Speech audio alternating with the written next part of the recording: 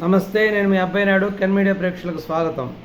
ఈరోజు మనం ఈ వీడియోలో ప్రధాన అంశాల గురించి విశ్లేషించుకున్నట్లయితే, ముఖ్యంగా ఈనాడు దినపత్రికను తీసుకున్నట్లయితే ఎస్ఐండ్కు ఎస్సరు 6 నెలల్లో 39,398 ఎకరాలకు రిజిస్ట్రేషన్లు, వైకాపా పెత్తందారులు సీనియర్ అధికారులకు లబ్ధి, ప్రభుత్వానికి రిజిస్ట్రేషన్ల శాఖ ఐజీ రామకృష్ణ నివేదిక, 596 జీవో అమలు, తాత్కాలికంగా నిలిపివేతపై చర్చ, వైకాపా హయాంలో జరిగినటువంటి మరొక భారీ కుంభకోణం ఇదని చెప్పుకోవచ్చు.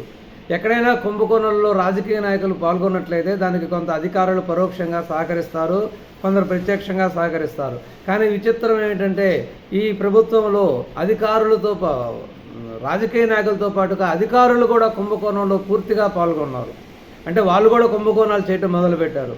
అది ఎలాగా అంటే, 2023 జూలై 31కు ముందు 20 సంవత్సరాల పాటు అసైన్డ్ భూమి కలిగి ఉన్న వాళ్ళందరికీ కూడా శాశ్వత హక్కు అనేది కల్పించడం జరిగింది. శాశ్వత హక్కును కల్పిస్తూ వాళ్ళకి రిజిస్ట్రేషన్ చేసుకోవడానికి, అమ్ముకోవడానికి అవకాశం కల్పించారు. ఇది కేవలం ముందు కొంత సంతోషపడ్డారు చాలామంది, కానీ ఇది కేవలం వాళ్ళు దీన్ని ఒక కుంభకోణంగా మార్చుకోవడానికి మాత్రమే ఈ జీవోను విడుదల చేసినట్టు తదనంతర పరిస్థితుల్లో అర్థమైంది.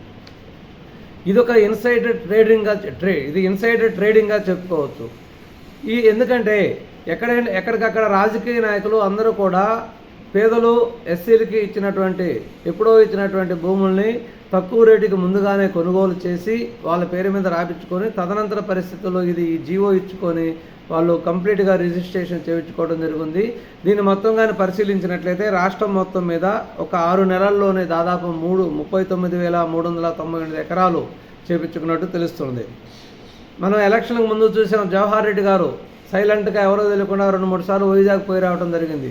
అంటే జవహర్ రెడ్డి గారు కూడా ఈ పని చేయడానికి వెళ్ళాడు. జవహర్ రెడ్డి కూడా వాళ్ళ కుటుంబ సభ్యుల మీద అక్కడ దాదాపు పెద్ద మొత్తంలో పొలాన్ని పేదల నుంచి కొనుగోలు చేసి రిజిస్ట్రేషన్ కోసమే వైజాగ్ పోయినట్టు అప్పుడు వార్తలను బట్టి తెలుస్తున్నది.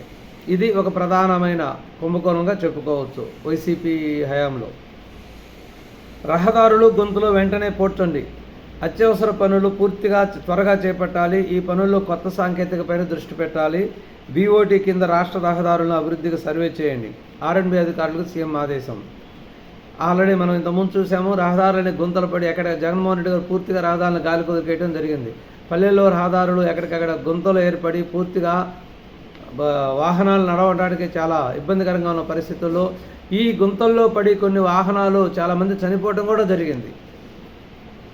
కాబట్టి దీన్ని త్వరగా వెంటనే గుంటలను పూడ్చండి, పూర్తి రహదారులను బాగు చేయండి, దీనికి అవసరమైన మేర వెంటనే డబ్బు రిలీజ్ చేయడం జరుగుతుంది అని ఆర్ఎండ్బీ అధికారులని చంద్రబాబు గారు ఆదేశించడం జరిగింది. జగన్పై హత్యాయత్నం case, YS Jaganmohan Reddy, PV Sunil Kumar, PS Anjaneyulu. నాటి సిఐడి నిఘా విభాగాల అధిపతులు పివి సునీల్ కుమార్, పిఎస్ఆర్ ఆంజనేయులపై కూడా సిఐడి కస్టడీలో తనను చంపేందుకు యత్నించారంటూ రఘురామకృష్ణరాజు ఫిర్యాదు. న్యాయ సలహా తీసుకుని కేసు నమోదు చేసిన గుంటూరు పోలీసులు. రఘురామకృష్ణరాజు ఎట్టకేలకు తనను హింసించిన అధికారులపై హత్యాయత్నం కేసు పెట్టడం జరిగింది. సంచలనం సృష్టించినటువంటి రఘురామకృష్ణరాజు అరెస్టు, తదనంతరం డిగ్రీ ప్రయోగం, రఘురామకృష్ణరాజును పూర్తిగా చంపేయటానికే అప్పుడు అధికారులు ప్రయత్నించారంటూ సంచలన ఆరోపణ అప్పుడే రఘురామకృష్ణరాజు చేయడం జరిగింది. కోర్టులో జడ్జి ముందు కూడా వాంగ్మూలం వేయడం జరిగింది. దాదాపు అతనికి వాళ్ళు కొట్టిన దెబ్బలను చూపిస్తూ కూడా జడ్జి గారి ముందు వాపోయి, నన్ను చంపడానికి ప్రయత్నించారు, నా మీద డిగ్రీ ప్రయోగిస్తూ నా గుండెల మీద కూర్చొని వీడియో కాల్ చేసి అవతల వాళ్ళకు చూపించి ఆనందం వ్యక్తం చేశారు, ఆ వీడియో చూస్తూ ఆనందపడ్డారు అని అప్పుడే రఘురామకృష్ణరాజు దీని గురించి చెప్పడం జరిగింది. అప్పుడు దేశంలో చాలా సంచలనం సృష్టించింది. ఒక ఎంపీని ఈ విధంగా కేసుపై డిగ్రీ ప్రయోగించి కొడితేనే సరైన రక్షణ లేదు, ఇంకా సాధారణ ప్రజలకు ఏముంటుందని కూడా అప్పుడు చాలామంది పరిశీలకులు, విజ్ఞులు, మేధావులు దీని గురించి అప్పుడు చర్చించుకోవడం జరిగింది. కాబట్టి దాన్ని ఇప్పుడు ప్రభుత్వం మారడంతో దాన్ని ముందుకు తెస్తూ రఘురామకృష్ణరాజు వాళ్ళ మీద హత్యాయత్నం కేసు పెట్టడం జరిగింది గుంటూరు పోలీస్ స్టేషన్లో.